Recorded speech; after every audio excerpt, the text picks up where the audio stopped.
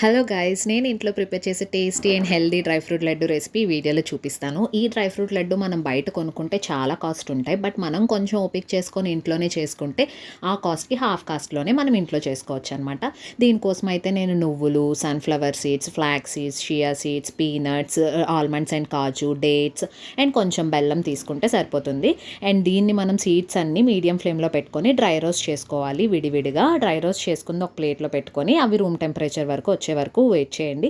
And విడివిడిగానే మనం పల్లీలు and కాజు కూడా ఫ్రై చేసుకోండి. అండ్ పల్లీలు కూడా చల్లగా అయిన తర్వాత పల్లీల పైన ఉన్న పొట్టును తీసేస్తే వచ్చేస్తుంది. అలా విడివిడిగా పొట్టు కూడా తీసేయండి.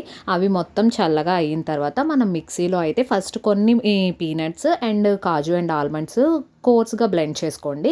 మరీ మెత్తగా అయిపోతే మనకి తినేటప్పుడు బాగోదు. తినేటప్పుడు కొంచెం కొంచెం ఇవి తగులుతుంటే టేస్టీగా ఉంటాయి. దాంట్లోనే కొంచెం డేట్స్ అండ్ బెల్లం కూడా తీసుకొని మనం తీసుకున్న సీడ్స్ అన్నీ కూడా వేసేసి అది కూడా లైట్గానే బ్లెండ్ చేసుకోండి. మరీ మెత్తగా అవసరం లేదు, మీడియంగా బ్లెండ్ చేసుకుంటే సరిపోతుంది.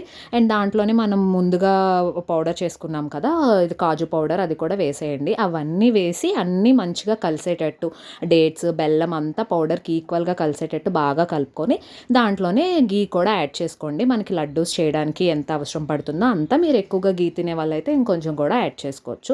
ఇంకా అదే మనం హ్యాండ్కి కొంచెం గీ అప్లై చేసుకొని లడ్డూస్ పర్ఫెక్ట్గా చేసేసుకొని మనం స్టోర్ చేసుకోవచ్చు. ఇదైతే చాలా రోజుల వరకు మనకు బయట కూడా ఉంటాయి. మోర్ దెన్ 10 days తర్వాత అయితే మనం ఫ్రిడ్జ్లో కూడా స్టోర్ చేసుకోవచ్చు.